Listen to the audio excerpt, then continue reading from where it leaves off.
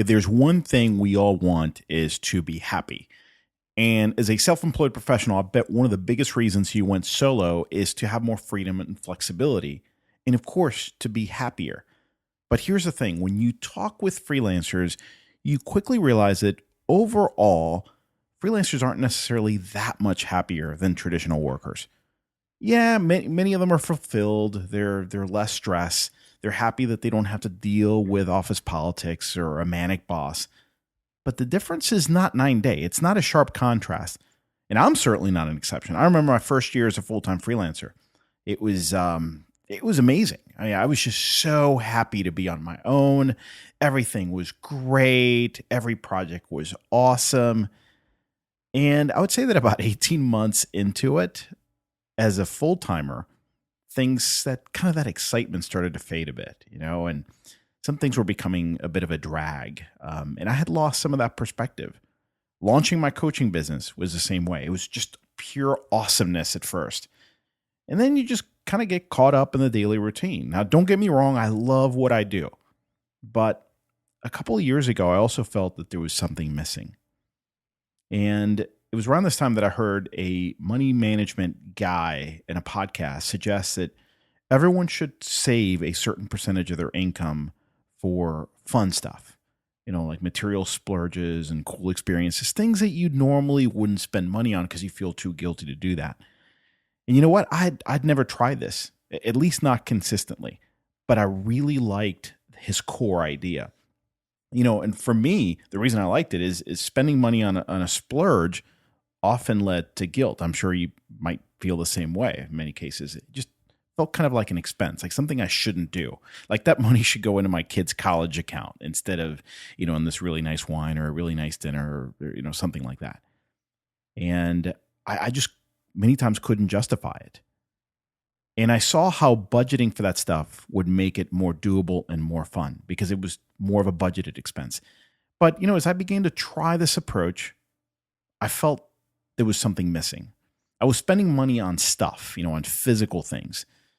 And I realized that even though it made me happy for a little bit, that excitement and happiness didn't last. But I knew this idea had merit. It just wasn't working for me. I couldn't really figure out why. And that's until I ran into an article last year about the science behind this stuff. And it was in this article that I found my answer and where I found one of the biggest keys to having much more fun in my work and in my personal life. And the title of the article was The Science of Why You Should Spend Your Money on Experiences, Not Things. And you'll find links to this article and another great piece on the same subject right below this video, and I encourage you to check them out. The title of that article says it all, right? Basically, there's been a growing amount of research over the past 10 years showing that we get a lot more pleasure and happiness from experiences, for example, a trip to the beach, than from physical things like a new purse or a nice bottle of wine. Why is that? Well, according to the article, it's mostly about adaptation. And here's a quote from this article. It says, "We buy things to make us happy and we succeed, but only for a while. New things are exciting to us at first, but then we adapt to them." That made so much sense. I was adapting to it. So kind of the excitement was fading quickly after that initial high from the purchase. I was so fired up when I read this article that I didn't even wait to take action. I immediately reinstated my policy of saving a fixed percentage of my income every month on fun stuff. But rather than buying things, my new policy was to buy experiences with this money. And the difference in my happiness levels has been incredible since I started doing this.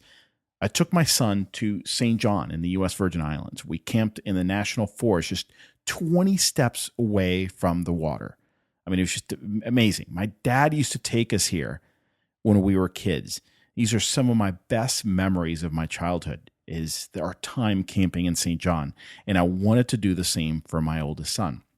He'll never forget this trip. And of course, neither will I. So this is really cool. This is a picture my dad took of me when I was 10 years old. And I was facing Trunk Bay in St. John, which is one of the most beautiful beaches in the world. And here's a picture of my son and me in the same exact spot 33 years later. It's really cool. We've gone fishing in the Gulf of Mexico and in Tampa Bay. We've been whitewater rafting. We've been zip lining. We went on a surprise trip to the West Coast. We visited Alcatraz. We rode bikes across the Golden Gate Bridge. We stayed in this really cool inn above a bakery in the middle of a redwood forest. My boys and I are going to Puerto Rico in a few weeks for a short 5-day trip. I just booked a week at the beach for all of us in the spring. I booked a date night with my wife downtown later this month. We're going to go out to dinner and stay in a nice hotel downtown. And my son and I just signed up for a drawing class, which should be a lot of fun. He's really getting into art, loves to draw, and I figured let's do this together. And then we're also starting to plan a fun family trip this summer. But I don't want to give you the wrong impression. It doesn't have to be high-end, expensive stuff for you to get these benefits. And we went to an indoor water park last winter, and it wasn't very expensive, and the kids loved it. It was a lot of fun. You could go on a camping trip. We could take a day trip to a nearby town and just, roam the streets and have a nice lunch somewhere you've never been. The important thing is to, A, make a commitment to plan and create fun experiences. You have to plan these things. You have to be deliberate about this.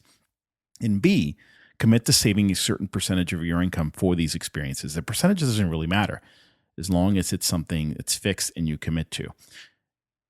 And it doesn't have to be a lot of money. What matters is that you purposely do this and that you set this money aside. That way you won't feel guilty spending it. I found that when I set it aside purposely, I actually feel great spending that money.